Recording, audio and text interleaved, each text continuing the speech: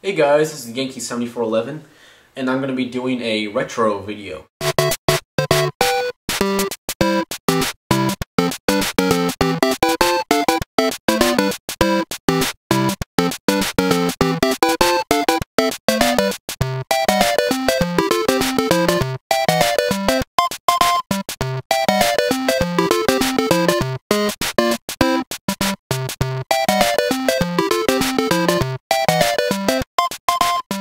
Now that we're done with my intro, I'll go ahead and show you the system.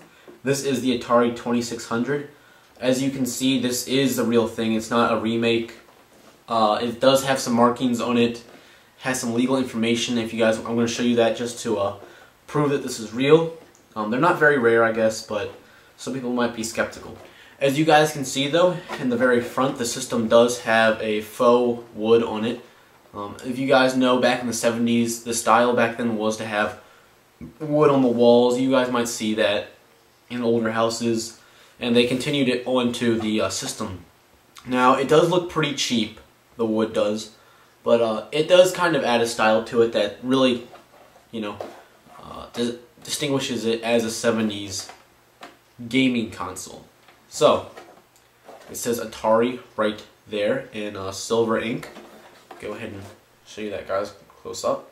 It says Atari, and then it has some just lines running across the bottom right there. It's not ventilation. There's nothing special to it other than just adding a style to it. It makes it look more gaming oriented, I guess. And then up here, this is where you have most of the controls. The cartridges would go in there. I'll go ahead and flash a picture up right now. As you guys can see from this picture that I have up, they look similar to some of the ones from like a Sega. You know, all cartridges pretty much look the same. So I'm going to go ahead and take that off right now. Now that we're back, I'll go ahead and discuss what some of these things do. And it also says video, computer, entertainment across the top. Nowadays it would probably say Sony in big letters or Microsoft. You know how people are now, trying to get their company, trying to get their company's name all over things. So I'll go ahead and slide up. As you guys can see, these triggers are actually like triggers. They slide up and down. Right here would be the power trigger. You would just slide it up and down, up to turn it on and down to turn it off. Pretty simple. And then right here would be distinguishing if you wanted to be in color or black and white. Back then, probably deciding if you wanted it in color or black and white was probably a really big deal to people. Nowadays, having a color TV is mandatory. You don't want to buy a black and white TV. If you are, then there's something wrong. But back then, that was probably a big deal to people. They were probably amazed that this system could do both black and white. To slide on across, here would be game select. This is how you select the game that you want to play in case you have a cartridge that comes with more than one game in it. You could scroll through. And then if the system glitches up, there is a reset slider, or trigger, I guess you would call it. These triggers do feel fairly cheap, as you guys can hear. Now these ones feel actually pretty expensive, but these ones don't have a lot of build quality to them. I'll go ahead and show you that close up.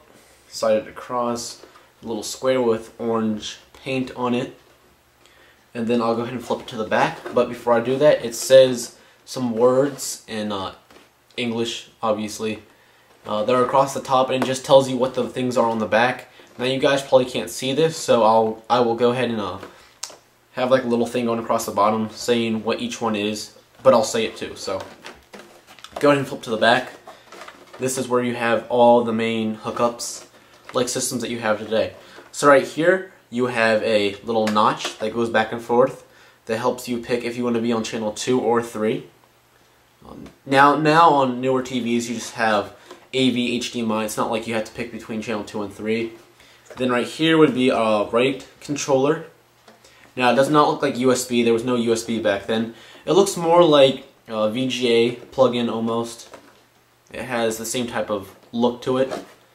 And then it has a difficulty trigger right here, where you can choose between expert and novice. Then you have power right in the center.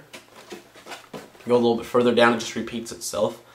Now, what I found really interesting about this console was that it said difficulty, where you actually picked from the system.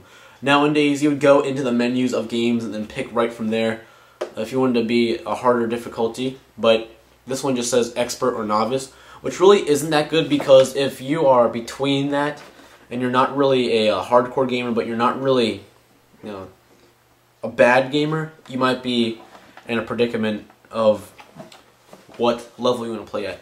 And then it just says left controller right here.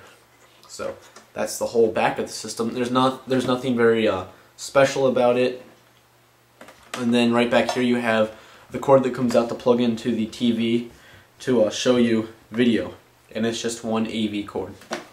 Now to flip around to the bottom of the console, it has, like I said, I'd show you some legal information about the console. It just says where it was made, which is Taiwan. Yeah, it's just a bunch of stuff you probably don't care about. I'll go ahead and show you that anyways. And then it has 4 little sticky things, not sticky, but rubberized things that stop it from sliding around and scratching the table that it's on. So it'll give you a thinness look to it. That's what it looks like, in case you guys have not seen this console before. And to let you guys know, it does not feel anything like a PlayStation 3 or Xbox. It definitely does not have the build quality of the two systems. It definitely feels more like something that you would buy for like an Easter present almost. It has that same, you know, you can go to like the stores and you can buy like those things that have little controllers on them, like the stick controller. It feels more something like that. I guess I can flash a picture of that if you guys don't know what I'm talking about. I'll see if I can find the SpongeBob one that comes with a bunch of SpongeBob games. So, I guess you guys can look at that right now if I have it up. I'm guessing I do. So, yeah, it's very much like a system like that. It feels fairly cheap. Not cheap. Well, I don't know how to describe it. It doesn't feel cheap, but it doesn't feel like the quality is really put into the system. So, go ahead and just do one more little spin around. So here's the front, top, where the notches are and stuff like that. The back, I mean, see what I'm talking about. Sides, bottom, cord.